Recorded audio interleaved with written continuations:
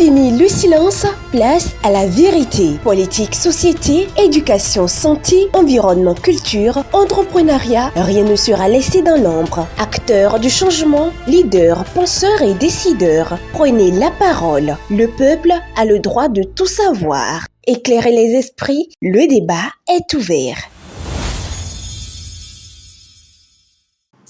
Bienvenue sur votre émission sociopolitique de l'ombre à la lumière sur Bénin Passion Télévision. À quelques encablures des élections générales de 2026, la question du quitus fiscal revient dans les débats. L'opposition politique se perd en conjecture et pense qu'il s'agit d'une certaine instrumentalisation de ce document-là. Notre invité va se pencher essentiellement sur la question dans le cadre de ce programme, ainsi qu'il parlera de l'investiture prochaine du duo de candidats de la majorité présidentielle, M. Romuald Wadayi et Mme Chabi Talata, qui sera investi le 4 octobre prochain à Parakou. On parlera d'autres sujets sans doute liés à ces élections en général dans le cadre de ce programme que j'ai le plaisir d'animer avec mon cher collègue Oscar Amelo-Adokon. Oscar, bonjour. Bonjour à vous, Stan. Salut à vos amis téléspectateurs et monsieur le ministre. Merci d'avoir accepté notre invitation. C'est un plaisir. Merci beaucoup d'être là. Nous sommes avec monsieur Gustave Despaux, ministre d'État chargé des relations avec les institutions. Vous êtes rapporteur au niveau du Conseil économique et social dans le département du Zour. Vous êtes également membre du bureau politique du Parti Bloc républicain, coordonnateur de la 24e circonscription électorale. Merci une fois encore d'être là. Merci beaucoup. Je vais faire une petite rectification. Le ministre d'État, je ne l'ai pas obtenu quand j'étais venu chargé des relations avec les institutions. D'accord. J'ai dit ministre chargé des relations avec les institutions, après ministre des Travaux publics et puis ministre d'État chargé des Travaux publics des transports. D'accord. Merci beaucoup. Merci. Alors, l'actualité, c'est la course à la présidentielle et la pièce maîtresse pour compétir à cette élection présidentielle et les communales, législatives et bien d'autres, c'est le quitus fiscal. Pour vous, qu'est-ce qu'on peut comprendre par quitus fiscal? Merci beaucoup. D'abord, je dois faire une petite clarification, sinon, à me voir aujourd'hui, on va croire que c'est une autre forme de campagne que je suis en train de faire. Je crois qu'il y a un peu plus de 2 mois que vous m'avez sollicité, et je vous ai dit que je suis à l'intérieur du pays en mission, et que probablement j'allais finir vers les 37 ans. Bien sûr. Donc quand vous m'avez contacté, j'ai confirmé. Ça coïncidait avec l'actualité sur le quitus fiscal. Quitus fiscal, comme son nom l'indique, c'est un document qui atteste que, en tant que citoyen, vous êtes en règle vis-à-vis du fisc. Notre pays, nous sommes dans un régime de déclaration. C'est-à-dire que si vous avez des biens, si vous faites des affaires, c'est volontairement que vous allez déclarer vos biens et on vous calcule l'impôt que vous devez à l'État. Donc c'est pourquoi on parle de déclaration. Mais quand vous ne le faites pas, l'État même, la Direction générale des impôts, organise par mouvement des enquêtes. Et en ce moment, à la fin de l'enquête, elle procède à une évaluation par défaut de ce que vous devez. Généralement, la note est très amère pour nous les contribuables. J'avoue que pendant longtemps, la notion de quitus fiscal, ce n'est que les hommes d'affaires, c'est-à-dire que ceux qui compétissent pour les passations des marchés, c'est avec qu'on doit être en règle vis-à-vis du fisc. Encore que maintenant, cette pièce n'est plus éliminatoire au moment de la sélection, mais seulement exigible au moment où vous allez vouloir, si vous gagnez, et que vous allez entrer en possession de vos premiers paiements. Donc, il y a un code des impôts. Mais notre pays souffre de la vulgarisation de cette différentes lois. C'est parce que j'ai eu la chance d'avoir été ministre chargé des relations avec les institutions. Et pendant ce temps, en 2014, j'avais identifié ces petits trous où je tentais d'organiser la société civile pour nous aider à vulgariser les différentes lois qui sont votées. C'est à ce niveau que je salue l'initiative du président de la République qui a donné une autre dimension au Conseil économique et social en départementalisant et a confié le rôle de la vulgarisation de ces différentes lois au Conseil économique et social. Et en départementalisant, c'est que les conseillers pourront, en langue locale, mieux expliquer ces différentes lois. C'est vrai, je suis membre du Conseil économique et social, certaines mandatures, mais je ne suis pas ici, je ne suis ni ici pour le compte du CES, ni pour le compte du BR. Bon, mais, c'est-à-dire, c'est difficile que je me détache de toutes ces fonctions. Ouais. Donc, je me suis rendu compte que dès qu'en 2019, le législateur a estimé qu'il faudrait quand même que ceux qui aspirent à nous diriger puissent désormais donner le bon exemple. Donner le bon exemple, c'est que être en règle vis-à-vis du fils. Parce que vous savez, généralement, quand vous prenez un ministre, quand vous prenez un élu de façon générale, c'est comme si nous sommes exemptés de tout poursuite, de toutes ces obligations, et c'est seulement les citoyens lambda qui sont appelés à remplir ces obligations. Personnellement, c'est en 2019 que j'ai eu affaire avec quitus fiscal. Et en 2019, j'ai été confronté au fait que partout où vous avez peut-être maison, vous devez payer l'impôt sur le foncier non bâti. Même quand vous avez juste une parcelle et où il n'y a rien là-dessus. C'est ça qu'on appelle foncier non bâti. Foncier non bâti. C'est-à-dire que quand vous avez un hectare quelque part, c'est à vous d'aller même déclarer à l'impôt pour dire j'ai un hectare quelque part. En fonction des zones, bon, ça ne coûte pas grand-chose. Hein. C'est ça aussi le problème. En fonction des zones, on va vous dire que c'est tel montant. Bon, moi, je me rappelle que j'avais une parcelle quelque part à Calavi. Bon, je crois que ça tournait autour de 8 000 l'année. 8 000 l'année. Oui. D'accord. Foncier non bâti. D'accord. Maintenant, lorsque vous avez la parcelle et que vous avez construit là-dessus, vous devez payer maintenant impôt sur foncier bâti. Et là aussi, c'est qu'on fait une évaluation de la construction, parce que l'impôt, généralement, on taxe ceux qui ont un peu plus de moyens, en fait. Ça veut dire que par rapport au confort que vous avez mis dans votre construction, c'est en fonction de ça que ça va être calculé. Bon, lorsque vous construisez, que vous n'allez pas faire la déclaration, et que le service des impôts va mener ces enquêtes, vous allez recevoir une autre 13 années après. En fait, c'est comme ça que ça fonctionne. Mais normalement, il faut prendre un permis de construire. Donc, l'administration est censée connaître tout ça d'abord avant que vous n'entamiez les travaux. Mais est-ce que c'est maintenant que le permis de construire est exigible? Chacun de nous, quand on se lève, on construit quelque chose. On construit. Moi, là où je vis, j'ai construit en 2005. Je n'ai pas essayé à savoir qu'il y a permis de construire. Bon. Ah oui. En fait, c'est ça. Maintenant, troisième impôt sur là, lorsque vous avez construit, que vous avez mis en location, vous devez payer non seulement l'impôt sur le foncier bâti, mais vous devez payer aussi l'impôt sur les revenus locatifs, qui représente 12% de la valeur locative. Ça veut dire que si vous êtes un propriétaire et que vous avez loué votre maison, globalement, ça fait 100 000, que vous percevez à la fin de chaque mois, vous devez normalement verser 12 000 pour le compte des impôts. Chaque année? Non. Chaque mois. Oui. Oh, d'accord. Bon, maintenant, c'est payable Chaque année. Ça veut dire que fois 12, ça fait 144 000. Automatiquement, nous sommes combien? Non, c'est le code, je n'invente rien, c'est le code des impôts. Nous sommes combien à savoir?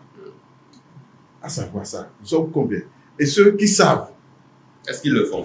ils sont combien? Il y en a qui font. Parce que quand j'ai posé la question, mais ceux qui font certainement, ce sont ceux qui ont généralement de petites affaires à faire avec les impôts. Mais là, si vous ne le faites pas, le jour où vous allez décider de vendre cette maison, ou bien de vendre cette parcelle, c'est en ce moment qu'on va vous faire le rappel de tout ce que vous devez. Encore, si vous êtes dans les affaires, mais ça peut être de petites affaires, vous savez, bon, l'agrément aujourd'hui, c'est pratiquement en 24 heures gratuit. Et ça, c'est pour élargir l'assiette fiscale que le législateur a permis que, bon, en 24 heures, vous pouvez avoir votre agrément. Mais dès que vous avez l'agrément, la facture normalisée est exigible aujourd'hui. Dès qu'une facture est normalisée, ça comporte automatiquement 18% de taxes que vous collectez auprès des consommateurs que vous allez reverser après. Mais si vous ne faites pas tout ça, le jour où vous aurez besoin de l'État, l'État va chercher à dire, ah, est-ce que vraiment vous êtes réellement acquitté de tout? Et c'est en ce moment que la notion de quitus fiscal intervient. Et pendant longtemps, ce n'était pas intervenu dans les élections. Il y a eu cette réforme et le législateur a fait intervenir le quitus fiscal en 2019. Je crois que ça a démarré en 2019. Et nous tous, on a été rapidement confrontés à ça. Depuis ce mois, moi, je veille au grain. Parce que, même quand vous payez, par exemple, l'année dernière, ma propre maison, c'était à un taux donné. Et lorsque, même si vraiment vous ne recevez pas un avis d'imposition, dans l'année, vous pouvez aller payer. Et quand l'avis d'imposition viendra, ils vont faire les déductions qu'il faut. J'ai été surpris que j'ai reçu l'avis d'imposition où la valeur a été multipliée pratiquement par 4. Et pourquoi? Moi, mais je ne sais pas. Rapidement, j'ai dit, mais attention, on ne sait jamais. Lorsqu'il y aura les élections, que je voudrais aller, si éventuellement j'avais des ambitions, et qu'on va me demander un quitus fiscal, il ne faut pas que cela soit un frais pour moi. Je me suis rapproché de la direction générale des impôts. Ils m'ont expliqué que, bon, de façon périodique, procède à une enquête pour réévaluer et qu'en recevant l'avis d'impôt, si nous avons des protestations, on peut écrire. Il y a rapidement écrit. Vous voyez. Et c'est cette attitude citoyenne que j'aurais aimé que nous puissions jeter le discrédit sur l'administration en général et l'administration fiscale en particulier. D'accord. Monsieur le ministre, avant de continuer, c'est vrai que vous avez tout à l'heure fait une déclinaison des différentes catégories d'impôts qu'on pourrait payer, etc. On est en contexte politique. Vous êtes un acteur politique, ça tout le monde le sait et on vous voit. On sait que l'inquiétude des différents acteurs politiques, notamment de l'opposition, et d'ailleurs le procès en griffe qu'ils vous font, à vous, acteurs de la mouvance, c'est que le quitus fiscal est un instrument politique au fin de les écarter des prochaines joutes électorales. Est-ce que vous comprenez justement leurs revendications et leur inquiétude à cet effet? Je m'inscris en faux par rapport à cette inquiétude et ce n'est pas normal. Ce n'est pas parce que nous voulons faire la politique qu'on va se dire qu'on est déçu de tout. Et pendant longtemps, c'est cette attitude que nous avons. C'est vrai. Je me suis dit, quand les gens vont vouloir m'interroger sur le quitus fiscal, il faudrait que je teste la plateforme. Et j'ai fait le test, mais normalement, si ce n'est pas que je vais faire un test, je sais que je ne suis pas en règle. Si je demande, ma demande sera rejetée systématiquement. On va me demander de me rapprocher des différents centres dans lesquels j'ai l'habitude de payer les impôts et de me mettre à jour. Et en tant que citoyen, c'est ce tout que je devrais faire normalement. Demander la situation fiscale et dans votre domaine. Et vous régler. Et c'est seulement après ça que vous lancez votre demande. si vous lancez votre demande, les 48 heures qui suivent, je crois que vous devez avoir votre quitus fiscal. Moi, par exemple, j'ai un frère pratiquement qui m'avait dit qu'il avait des ambitions pour aller aux élections, mais il est dans les affaires. Il est dans les affaires. Cette année, il a gagné déjà des marchés qu'il est en train d'exécuter. Ça veut dire que lui, il est à jour. Il a lancé, mais 48 heures après, depuis vendredi, il m'a envoyé le quitus fiscal. Il a dit, ah, toi, tu es heureux.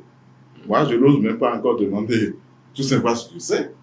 Mais dans l'opinion, il y a un frère au village qui me dit, bon, vous avez créé quitus fiscal pour éliminer les gens et vous donner, vous attribuez ça. Et je dis, mon frère, bon, c'est vrai, lui, il est au village. Je dis, voilà, je ne l'ai pas encore vu. Il dit, ah, c'est faux. Je dis, mais je ne l'ai pas encore vu. Est-ce que tu sais que là où j'habite à Berkeley, c'est tel montant que je dois payer. Et que je n'ai pas encore payé, je ne suis pas encore à jour. Je reconnais. C'est vrai qu'il y a eu des situations sur le terrain et c'est seulement ça que je peux accepter comme critique.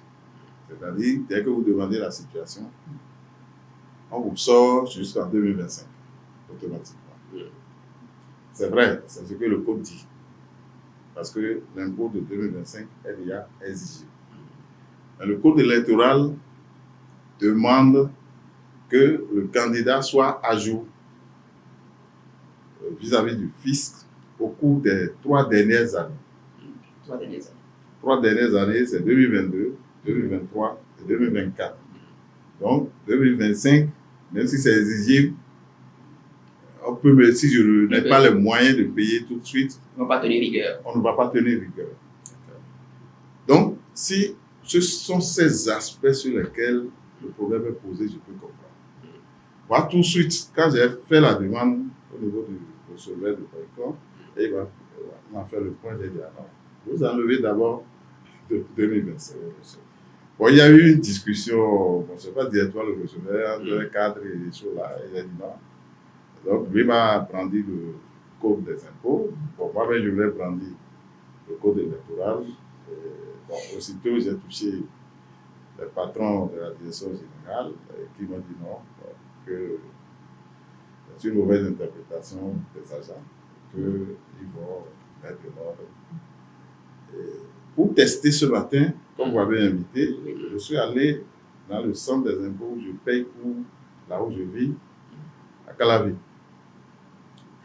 C'est la même chose qui m'a fait descendre la situation en 2024. Je dis, 2024, je suis d'accord que c'est. Est-ce que je dois payer maintenant?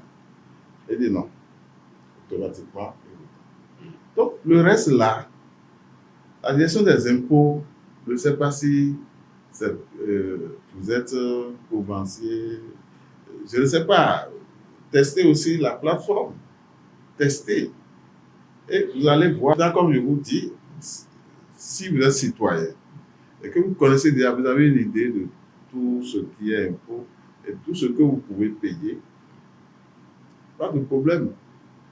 Et quand moi j'ai quitté les affaires en 2016, j'ai voulu créer un cabinet et puis, bon, parce que je me dis, est-ce que ça vaut la peine que je continue forcément avec la fonction publique, etc.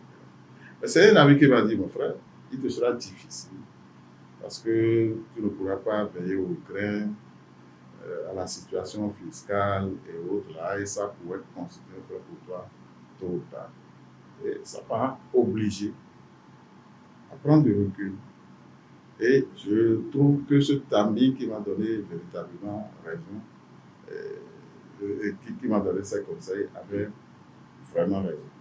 Avait vraiment raison parce que j'ai rencontré d'autres amis qui veillent au grain parce que dès que vous menez des affaires et que vous avez un régime de commerce, tous vos mouvements de sortie de ressources et autres, ça doit être justifié. Et parfois, c'est rien du tout, c'est parce qu'on ne connaît pas correctement les tests.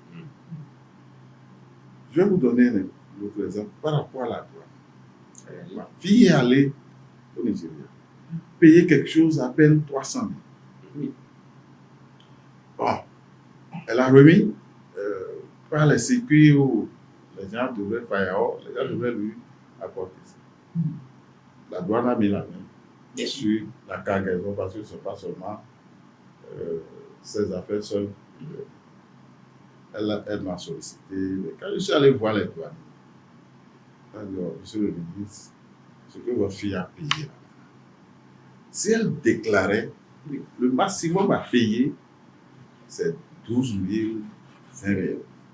Ça veut dire que les gens n'ont pas connaissance de Oui, bon, voilà que une fois que nous avons arrêté par fraude, mais quand on va le chiffrer, le montant de la fraude de ceci, est plus de 400 000. Et c'est ce qui fait que les gens abandonnent et même véhiculent tout et tout. Vous voyez un peu. Non, désormais, il faut lui demander qu'elle passe par ici pour nous dire, je vais au Nigeria et je vais payer telle chose. Elle repasse, elle déclare ce qu'elle a payé. Elle paye le montant. Et puis, le jeu est ouvert. Mais, nous ignorons, c'est-à-dire que dans la Bible, c'est bien de dire qu'on peut périr par faute d'ignorance, oui, par faute de connaissance, et je crois que ça nous suit un peu partout. Bon, maintenant, ce qui est énervant, au lieu qu'on soit objectif, ceux qui sont les opposants et qui savent, là où j'ai quitté tout à l'heure, j'en ai rencontré et qui sortaient de faire les formalités. Ah bon? Bien sûr, ils font les formalités de façon régulière, mais quand ils font les formalités, ils viennent devant les caméras pour revendiquer autre chose. C'est ce qui est curieux. Bon, par exemple, on est en train de susciter les candidatures pour la candidature. Il y a des frères qui, habituellement, bon, ils devraient être candidats, tout ça là. Mais dans le village, j'entends, non, tout vient dedans, j'ai été candidat, j'ai trouvé, et c'est ceci, et je ne pendais plus partout. Je l'ai appelé, j'ai dit, bon, attends, c'est sérieux ce que tu dis? Il faut dire aux gens que tu as un agrément. Et que certainement, quand tu vas chercher à demander un agrément, et que tu as fait des affaires, rien que facture normalisée que tu aurais délivrée de façon régulière aux gens, et que tu n'as pas versé la TVA, on va te demander ça. Et c'est là où il m'a dit, bon, vraiment, et entre nous, pour là, tu peux dire la vérité. Mais vous pensez que si je sors ça, les gens vont commencer par se moquer de moi dans le village. Mais c'est ça la réalité. Et moi, ça me cœur quand j'entends certaines autres choses. Je ne suis pas ministre, je ne suis pas de la direction générale des impôts, mais je suis quand même un cadre de la République, je suis encore en fonction. Et je ne peux pas être là, je suis en train de jeter des expertises sur mon administration de façon générale. Si ce qu'on vient fondé, là, je suis d'accord. Mais je me rends compte que vraiment l'ignorance tue sur ce. Je vous jure, j'ai dû prendre des contacts au niveau de la direction générale. À la date reçue, vous pouvez faire le point dit, bon, nous ne pouvons pas vous faire un point. Retenez que nous avons dérivé des milliers déjà.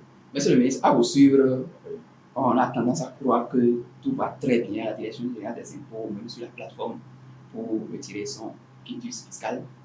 Est-ce que vous ne pensez pas que ce n'est pas une arme politique, le quitus fiscal? Parce que les démocrates, ils ont fait une sortie au cours de laquelle ils ont clarifié la situation.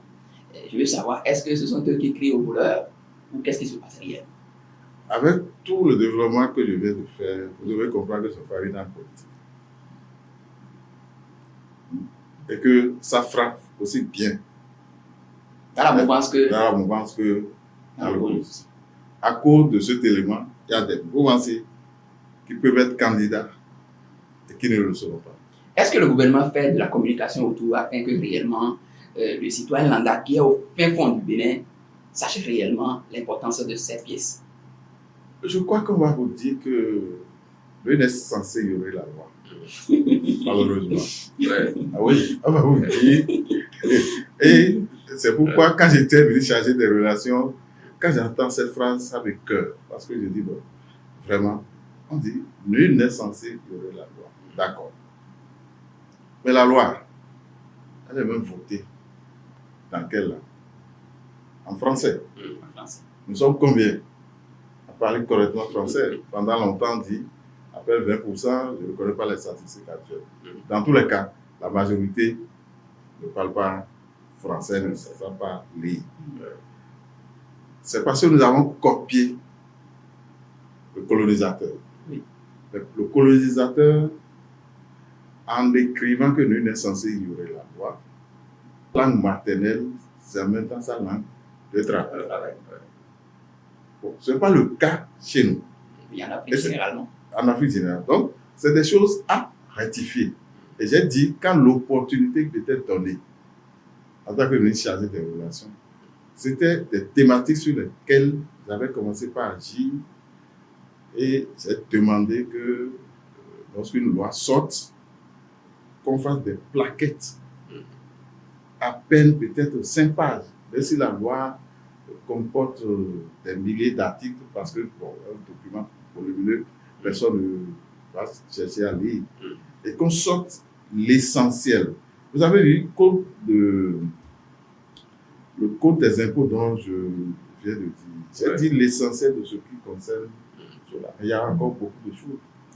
Il y a des procédures d'exonération, il y a des tas de choses.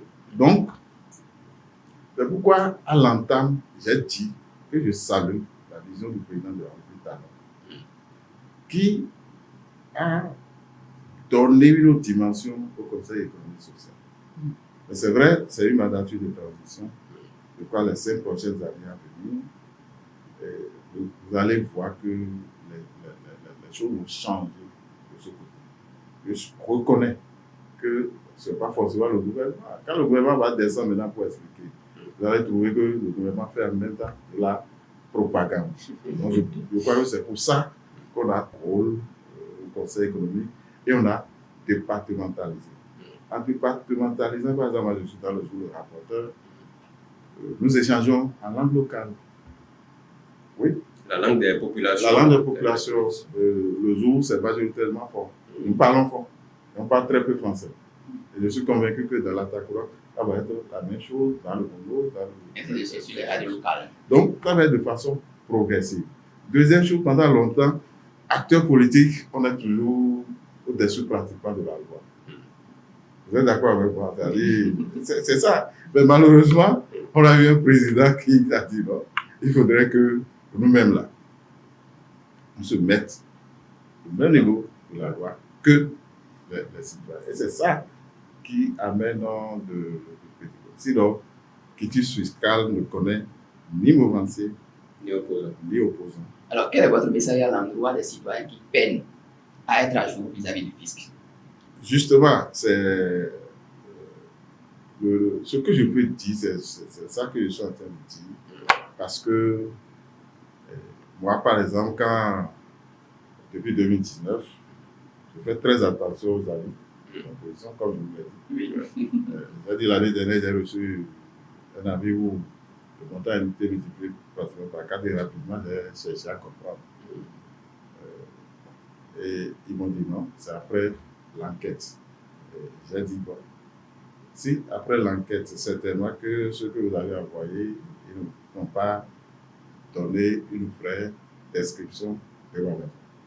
Donc, c'est l'attitude que nous devons avoir, nous devons commencer par se dire en tant que citoyen. J'ai des droits, j'ai des devoirs. Vis-à-vis du fils, il y a des impôts. C'est vrai quand vous êtes fonctionnaire. Il y a déjà un impôt sur le traitement, les évoluements. Vous qui êtes ici, mais là, quand je vais dire, amusez-vous à dire que vous allez demander quitus. On va vous trouver quelque chose parce que, non, mais si vous êtes dans le privé, votre revenu est frappé d'impôts. Il y a tout ça. Et nous sommes dans un régime déclaratif.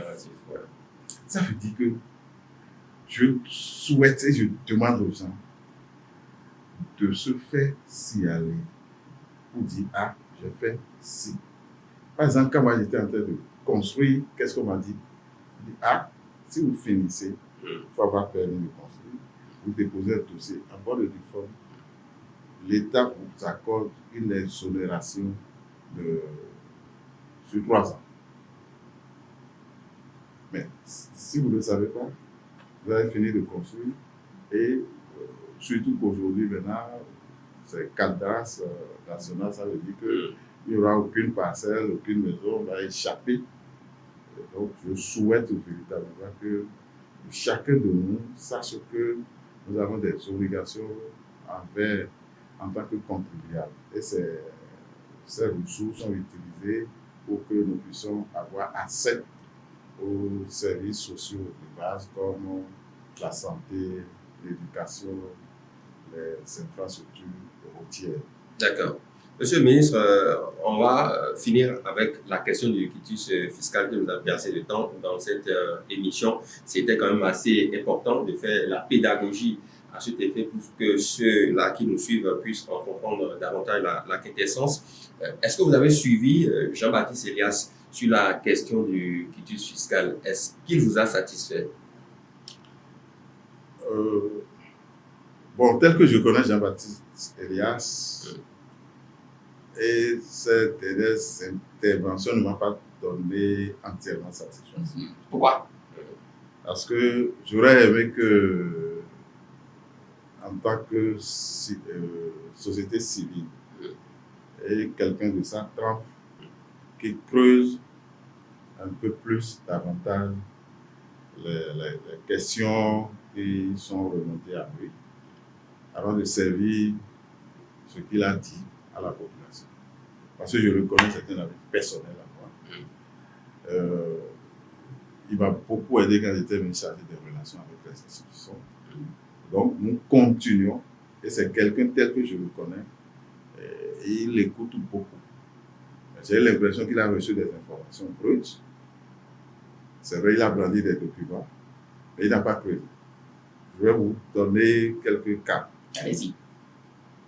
D'abord, il a dit que quand la plateforme a été lancée, qu'il a mis 3 personnes pour pouvoir tester. Donc, généralement, souvent je dis aux gens, quand nous voulons faire des comparaisons, il faut que ce soit sur les mêmes bases. Ça suppose quoi? Vous voyez, nous avons au moins 4 portables ici. Les 4 portables n'ont pas les mêmes capacités. C'est vrai. Il y aura des portables ici où la mémoire RAM c'est 2 gigas, 4 ou 8. Première chose, pour faire le test, les appareils doivent avoir les mêmes caractéristiques. Tout simplement parce que le bug n'est pas forcément lié à la plateforme. Le bug peut être lié et nous devons avoir accès au même Wi-Fi. Parce que si par exemple, moi, je ne fais pas de la publicité à un réseau, si par exemple moi j'ai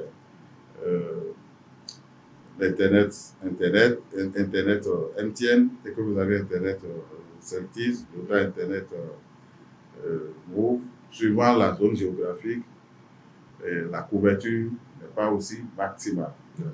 Le test, ça devrait être ça. Et c'est seulement après ça, parce qu'il avait dit qu'il a eu 3 possibilités. Il y a un qui a bugué, il y a un qui est allé coincer un peu, et l'autre est allé à terme, et on a eu. Aussitôt, moi-même, j'ai tenté. J'ai tenté rapidement, mais je n'ai eu aucun problème. J'ai fait la capture. Deuxième chose que j'ai entendu, c'est vrai, je ne lui réponds pas, c'est parce que vous m'avez interrogé sur Oui, j'ai dit que c'est chose-là. Et il a dit que après avoir fait l'inscription sur la plateforme, il fallait aller déposer les dossiers physiques dans un bureau 600, quelque chose comme ça. Bon. Moi-même, quand j'ai entendu ça, ça m'a irrité. Parce que si on crée une plateforme comme ça pour gérer une telle situation, pour éviter le contact physique. Si on veut qu'on dépose des dossiers, on doit prévoir quelque chose sur la plateforme, on doit attacher les fichiers et on envoie. Mais pour des raisons de vérification, parfois, on demande d'aller déposer physiquement. Oui, non, et tout de suite, moi aussi, parce que, en toute sincérité, hein, parfois j'enlève mon manteau de mouvementier et autres là, je rentre dans mon manteau de citoyen béninois, ancien ministre chargé des relations avec les institutions, et puis conseil économique et social. Si c'est comme ça, ce n'est pas normal, ça veut dire que ce n'est pas une plateforme. Et lorsque j'ai interrogé les responsables de la direction, bon, au plus haut niveau, c'est une situation qui était un peu connue. Il m'a dit non, je te reviens. Est-ce que c'est vraiment la plateforme? J'ai dit non, c'est pas. Effectivement, ce n'est pas la plateforme qui fait cette exigence. Mais c'est comme si les agents, pour faciliter le traitement, parce qu'en réalité, lorsque vous faites la demande, c'est volontairement, si c'est déclaratif, j'ai dit non. C'est vous-même qui dites que j'ai l'habitude de payer les impôts à tel endroit, tel, et vous devez citer tous les endroits. Moi, par exemple, je paye à Boycon, je paye à Calavi, je paye à Porto-Novo. Donc, si dedans dit que vous certifiez que ce que vous dites est vrai. Imaginez un instant que je dis non, je ne paye qu'à Calavi seul et je suis allé me mettre à jour, croyant que le dispositif ne va pas faire ça. Donc, apparemment, les agents se disent, bon, si vous dites que vous payez et que vous apportez rapidement les preuves, ça va nous permettre de faire cela. Donc, ce n'est pas la plateforme qui a dit ça. Donc, c'est pourquoi j'ai dit, ayant obtenu ça, il aurait creusé un peu plus. Le seul contact physique qui est exigé dans ce processus, c'est lorsque votre dossier a abouti et le quitus fiscal est signé, qu'on vous invite en personne à retirer. Et encore que là, une ouverture est donnée que ceux qui ne pourront pas se déplacer peuvent délivrer de procuration à d'autres personnes pour le faire à leur place. Et ça se justifie. Vous avez vu, pour prendre la truc de parrainage, même le numéro 2 de la République s'est déplacé, le président de l'Assemblée nationale s'est déplacé en personne pour aller retirer. Donc c'est le seul contact physique. Donc c'est pourquoi j'ai dit, s'il avait fouillé, et il connaît bien le DGI, il connaît tout, il aurait pu, parce que lui, la société civile, parce que moi, quand j'étais aux affaires, comme il est chargé des relations, je comptais beaucoup sur eux. Donc, c'est pourquoi vous ne comptez plus sur lui aujourd'hui? Non, je compte très bien sur lui. Je dis, il a manqué de creuser pour avoir plus de précision.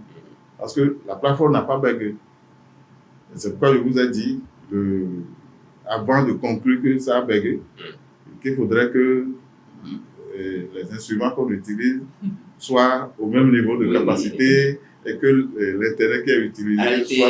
énumérer les dénominateurs communs. Dénominateurs communs, voilà. Moi, c'est ce qui me différencie un peu des hommes politiques purs, parce que ce soit mouvancé ou opposition, je suis obligé de dire avant, si on va faire de la communication politique, c'est un autre aspect. Alors, monsieur le ministre, on va passer à une autre étape de cette émission. La grosse actualité de ce week-end, c'est bien sûr l'investiture du duo candidat de la mouvance présidentielle. Je vais parler de Talata et Wadaï à Parakou. Dites-nous, étant du bloc républicain, quels sont les préparatifs? Quels sont les dispositifs que vous prenez déjà pour accueillir tous les militants des 12 départements du Bénin qui vont prendre part à cette cérémonie d'investiture sur le stade omnisport de Parakou? Vous savez que le duo de ville d'État Wadaï et Robiat et la vice-présidente actuelle, Madame Mariam Tchabi Talata, c'est un duo désigné par toute la mouvance. Cela suppose que c'est toute la mouvance qui s'organise pour préparer l'investiture. Au niveau du bloc républicain, je suis membre du bureau politique. De façon systématique, tous les membres du bureau politique sont Invité. invités. Ce que je sais, nous avons une structuration hiérarchisée des organes. Nous avons le secrétariat exécutif, ensuite le bureau politique. Bon, l'Assemblée générale, c'est pour les militants. Et après le bureau politique, nous avons les fédérations. Les fédérations, ce sont les responsables au niveau départemental et au niveau des circonscriptions. Vous savez que chaque département comporte 2 circonscriptions électorales. Moi, je suis dans le zoo, c'est 23e et 24e circonscription. Donc, tout ensemble-là, ces responsables forment la fédération. Donc, il y a des délégués qui sont déjà désignés au titre de la fédération pour y prendre part. Au niveau de chaque commune, nous avons des coordinations de sessions que nous appelons. Un quota est attribué également jusqu'au niveau arrondissement. Ça veut dire que les dispositions sont prises pour que ce soit un événement festif. C'est ce que je peux vous dire. D'accord. Alors, on sait que par rapport, vous y serez, ça c'est vrai. Le duo candidat de la mouvance présidentielle est connu depuis quelques semaines déjà. Mais en face, au niveau de l'opposition, tout porte à croire qu'il y a même récemment des critères qui ont été érigés au niveau du Parti Les Démocrates qui font jaser dans l'opinion publique. On estime que il faut déposer, entre autres pièces, une caution de 25 millions de francs CFA. Et dès que le dossier n'est pas retenu, on vous retourne 20 millions de francs CFA et 5 millions de francs CFA restent dans la caisse. Est-ce que dans tout ça, l'opposition politique au Bénin est sereine dans le choix ou la désignation de son duo pour la présidentielle? Bon, je ne parle que de moi-même, hein, parce que je ne perds pas le temps pour parler des autres. Vous avez vu tout à l'heure que je vous ai dit que nous on se prépare et je vous ai dit comment nous on se prépare. Oui, mais vous allez faire face à des candidats de l'opposition. Donc, que pensez-vous de ce qui se passe là-bas? C'est parce que vous-même, vous avez déjà conclu dans votre analyse, parce que les autres, ça ne m'intéresse pas. Pour moi, les autres n'existent même pas. Ah bon? Ah non, si vous passez votre temps à s'occuper des autres, vous allez perdre le fil de votre objectif. Bon, avec tout ce que vous avez décrit là maintenant, je crois que ce sont les mêmes qui nous critiquaient que bon, on est à moins d'un an des élections, on ne connaît pas les candidats, on ne fait pas ceci. Bon, la mouvance s'est empressée quand même pour désigner son choix, mais de l'autre côté, effectivement, ça peine. Et tout porte à croire que, tel que vous avez décrit, bon, c'est comme si pour être candidat maintenant, il faut déposer des frais d'études de dossier. Bon, malheureusement, la seule chose que j'ai noté dans ça, c'est que pendant longtemps, pour aller au présidentiel, je crois la caution c'est 5 millions. C'est 5 millions. Et même ces 5 millions, il y avait des candidats qui n'arrivaient même pas à trouver. Donc maintenant que des frais de dossier pour déposer sa candidature à la candidature, ça fait encore 5 millions. Bon, je me dis, est-ce que ce ne sont pas des critères sélectifs? Mais ça ne m'intéresse pas. Ça, je vous jure, je ne pourrais pas vous dire grand-chose. D'accord.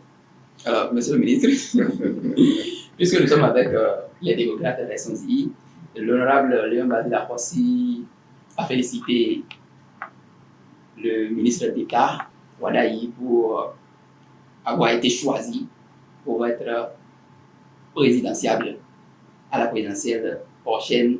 Et puisque c'est son frère, il a félicité et il lui a dit qu'il a son soutien. Mais malheureusement, il est de cœur avec les démocrates. Quelle analyse faites-vous? Bon, ce n'est pas forcément son frère, hein, parce que Léon Afossi, tel que je connais, vous savez, il y a des personnalités dans le pays que je respecte. Parce que c'est des gens qui ont une opinion donnée. Ça ne valide pas. En temps normal, Gérard Rossi ne devrait pas de ce côté. Parce que vous savez, pendant 10 ans, le régime. Du président Patrice Talon? Non, pendant les 10 ans que le FCBE ont gouverné, il a combattu. Il a même été notre CG. Parce que c'est quelqu'un d'une certaine posture. Il fait parler son cœur. Le candidat de la mouvance, le ministre d'État Robert Wadaï, en fait, vous savez que tous ceux qui ont fait l'économie savent qu'en finance publique, on nous enseigne que lorsqu'on forme un gouvernement dans tout le monde entier, le ministre des Finances, quelle que soit sa position, est le numéro 2 de fait. C'est comme le vice-président de fait. Pas sur les papiers de fait. Je ne connais pas pratiquement de décret que lui ne co-signe pas. Le seul décret que seul le président de la République signe, et c'est le seul décret, c'est le décret portant la composition du gouvernement. Quand vous êtes élu président de la République et que vous formez votre gouvernement, c'est le président seul qui signe ce décret. Je me rappelle que moi, quand on m'a nommé ministre, j'ai un ami directeur de cabinet qui dit, toi tu es heureux, hein? Toi au moins tu détiens un décret que c'est la seule personnalité de l'État seule qui signe. À part cela, tout le reste, le ministre des Finances co-signataire avec le ministre sectoriel du domaine concerné par le secteur. Ça veut dire que c'est quelqu'un qui joue un rôle central, particulièrement déjà dans l'appareil gouvernemental. Donc, et quelqu'un comme ça, qui est désigné, et nous avons eu la chance, vous avez compris que quand il a été désigné, il n'a pas été facile à un parti politique de dire, bon, c'est le candidat ou ceci, parce que on ne souhaite pas tout de suite casser la dynamique. Bon, sans susciter les interprétations, que c'est, on n'a pas fait primaire. Vous n'êtes pas membre de nos partis et vous estimez que nous n'avons pas fait primaire et vous nous jugez. Bon, si nous, on n'a pas fait primaire avant de désigner, c'est nous qui sommes militants qui devront se plaindre.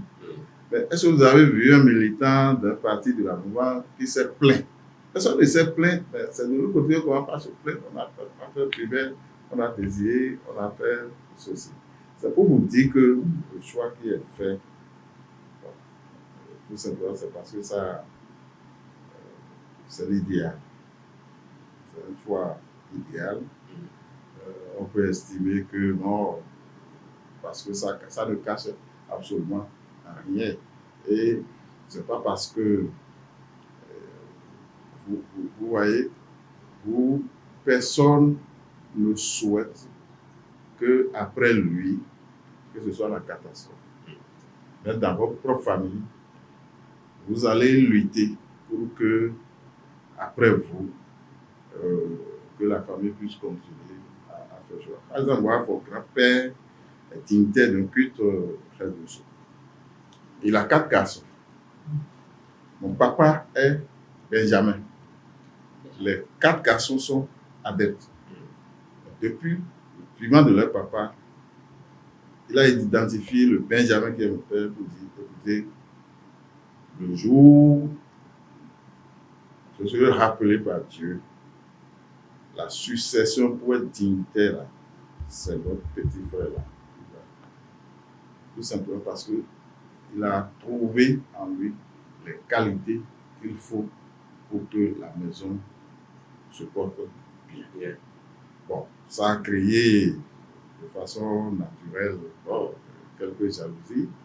Je me rappelle que j'ai un non-père, son avait déjà décédé. Ça fait que lui, de façon cela, il s'est énervé un jour. Il dit, quand vous dites que vous voulez aller à Tantota, dans la maison Sonon, on vous conduit directement chez mon petit frère. Et c'est vrai. Ils sont 4 garçons, mais c'est le Benjamin. Tout c'est vrai parce que quand vous êtes intronisé dignitaire, c'est que vous perdez même votre nom et vous prenez le nom Sonon. Donc, le grand-papa étant Sonon, le petit frère prend le nom Sonon. Quand vous allez dans le village, maintenant, vous dites que bon, vous voulez aller dans la maison Sonon, on vous conduit directement sur le petit frère. Et en réaction, lui va donner à ses enfants le nom de leur grand-père, qui est Nodjenaou. Monsieur le ministre, en conclusion, qu'est-ce qu'on retient de vos analyses, de votre analyse par rapport à l'attitude de Léon Badji Akwasi? Ce qu'on retient, c'est pour vous dire que Léon Akwasi, c'est de lui qu'on parle. Et il s'est dit, du côté de la défense, c'est un choix logique qu'ils ont fait. Et mieux, il est pratiquement de sa région. Bon, maintenant, s'il dit il est de cœur de l'autre côté, c'est normal. N'oubliez pas que le parrainage, même si c'est individuel, ça va être co-signé par le chef de parti. Tant que le chef de parti n'apporte pas sa signature, ce n'est pas valable pour aller parrainer quelqu'un. C'est ce qui justifie qu'il a remis aux démocrates et on a traité. Et moi, personnellement, je n'aurais jamais aimé que, même s'il nous supporte, qu'il empêche l'opposition d'aller aux élections. Et vous ne pensez pas que cette attitude pourrait agir sur, comment on appelle, la campagne, les élections? Sous quelle forme? Puisque si quelqu'un avec côté peut battre une campagne autrement. Elle ne veut pas. Non. Bon, c'est tout comme si. Vous pensez que sur le terrain aussi, même si nous sommes leaders, sur le terrain, les gens font aussi les analyses. Et il a aussi la pression. Il vous a dit dans sa lettre qu'il a écouté le message, il est allé rencontrer le président de son parti, il a la pression au niveau de la base parce qu'il n'y a que sa voix seule qui compte. Il n'y a que sa voix seule qui compte. Et n'oubliez pas que dans l'histoire de notre pays depuis 1960, bon, c'est vrai, il y a d'autres considérations, ce n'est pas affaire de régionalisme, mais en fond, et donc, quand aussi nos vies mettons à combien? C'est-à-dire que vous n'allez pas quand même insulter votre propre frère en public. Bon, dans votre région, vous n'avez jamais eu, ce n'est pas présidentiable, hein, mais un présidentiable élu président de la République. Vous trouvez qu'il y a quelqu'un qui a quand même presque 80% de chances d'être président de la République. En tout cas, si je suis à la place, j'aurai la même attitude, ce ne serait pas à cause de moi que mon frère là, il ne sera pas président. Oui, moi je ne battrai. Oui, non, c'est-à-dire, vous voyez, moi je suis d'Abomey, je suis de la fonction publique. Dès que le président Talon a été élu, je dis bon, écoutez, c'est un aîné. Il faut l'accompagner. La politique est aînée. Globalement, c'est la rupture qui a pris le pouvoir. C'est parce qu'il avait des liens, notre candidat de l'époque, Lionel Sissou, qu'il a été contraint de quitter la rupture pour battre campagne avec nous. Et nous avons perdu. Il pouvait rejoindre la rupture. Bon, il a estimé que, bon, qu'il ne se retrouvait pas. Mais c'est quelqu'un, c'est quoi je vous dis, c'est quelqu'un, il fait ce que son cœur lui dit. La preuve, toute l'opposition avait décidé de voter contre un budget. Mais en tant que vice-président, je crois que c'est lui qui avait présidé le vote en son temps. Et il a voté pour. Donc, je dis, il y a certaines personnalités dans la République que j'ai eu la chance de côtoyer. Et ces personnalités, souvent, je n'aime pas trop donner mon avis, un avis négatif, parce que c'est des gens qui ont des convictions. Et parfois, c'est compliqué pour eux. Je n'aurais pas aimé se retrouver dans la situation où actuellement il est. Bien sûr. D'accord. C'est vrai que vous voulez presque dire qu'il se retrouve dans l'embarras. On va parler d'une autre personnalité politique, Maître Adrien Ngoueji, que vous connaissez très bien, qui a dit jusque-là qu'il n'a pas encore de candidat. On sait que Maître Adrien Ngoueji fait partie de l'Union progressiste Le Renouveau, Le Renouveau, les membres fondateurs et tout. Quand il dit que lui n'a pas jusque-là un candidat, choisi un candidat, alors qu'on sait que la mouvance a désigné un duo, est-ce qu'il y a une logique dans ce que Maître Adrien Ngoueji dit, à votre avis? Non, il y a une logique. Je vous ai dit, je ne fais pas de la communication politique. Il y a une logique. Il est membre de l'Union progressiste et c'est à cause de lui qu'on parle de renouveau.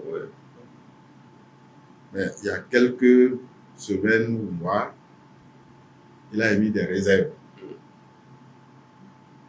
Bon, tant que ces réserves ne sont pas vidées à l'interne et qu'il parle ainsi, bon, moi c'est aussi une personnalité où je respecte. Et j'aurais aimé que, au niveau de l'Union progressiste, la situation soit analysée et que les problèmes qu'il a posés, qu'il y ait solution à l'interne de façon définitive. Donc je crois que c'est dans la même veine, dans la même logique qu'il a fait cette déclaration. Est-ce qu'il est fort imaginable qu'il puisse soutenir le candidat de l'opposition? Nous sommes en politique. Je ne peux pas parler en son nom. Non, même si on l'imagine, n'oubliez pas, comme je vous l'ai dit, il n'y a que sa personne. C'est vrai, c'est un sage. C'est un sage et généralement les sages donnent la direction aussi. Il y a la pression aussi populaire et la base. Et il a dit dans sa lettre qu'il est hors du territoire, il est au Canada, il faut qu'il rentre. Et je suis sûr qu'il doit rentrer d'abord et écouter la base avant de faire les orientations. Parce que il a déjà fait une fois en 2016 et voilà ce que ça a donné. Et le lendemain, il n'a pas hésité à dire, bon, écoutez, je suis alors le mouvement.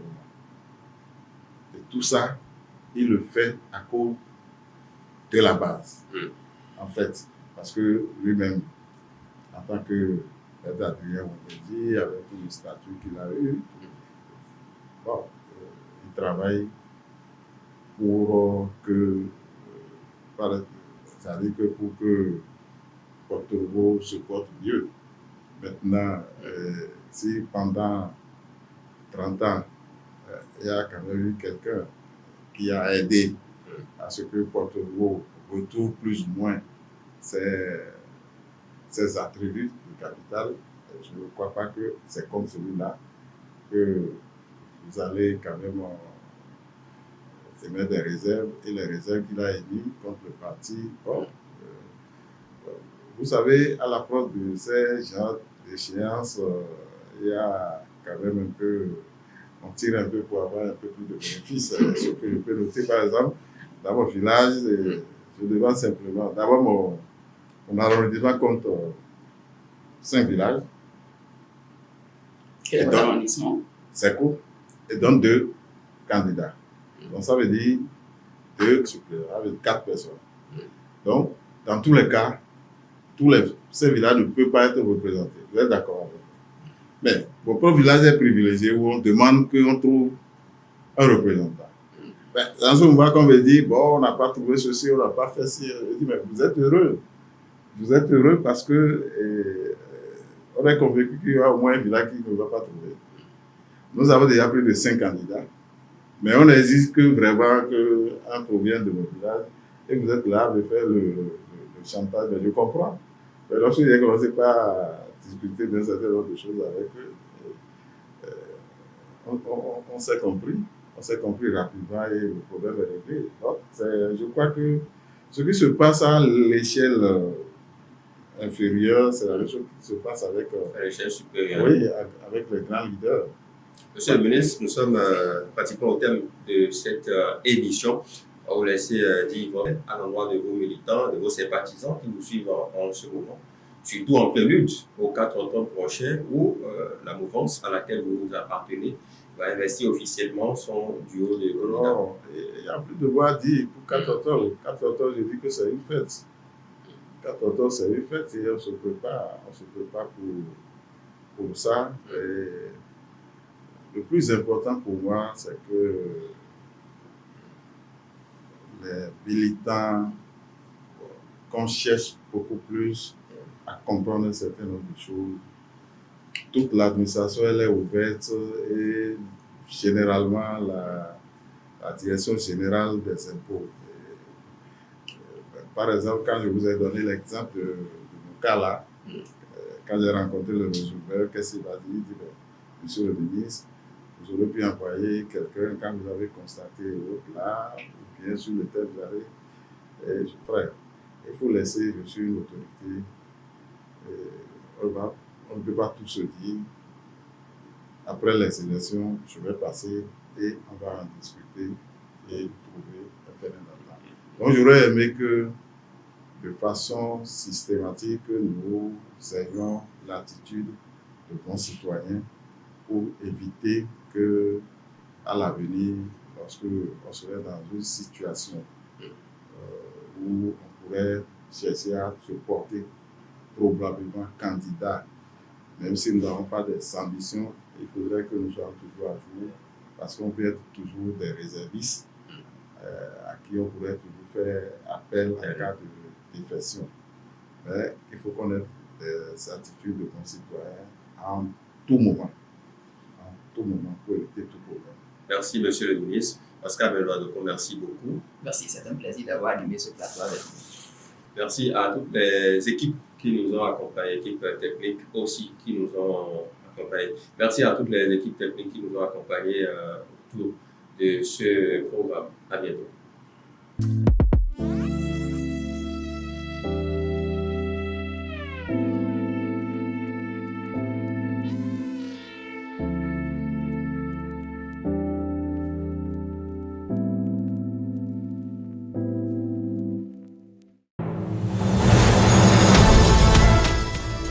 Fini le silence, place à la vérité. Politique, société, éducation, santé, environnement, culture, entrepreneuriat, rien ne sera laissé dans l'ombre. Acteurs du changement, leaders, penseurs et décideurs, prenez la parole. Le peuple a le droit de tout savoir. Éclairez les esprits, le débat est ouvert.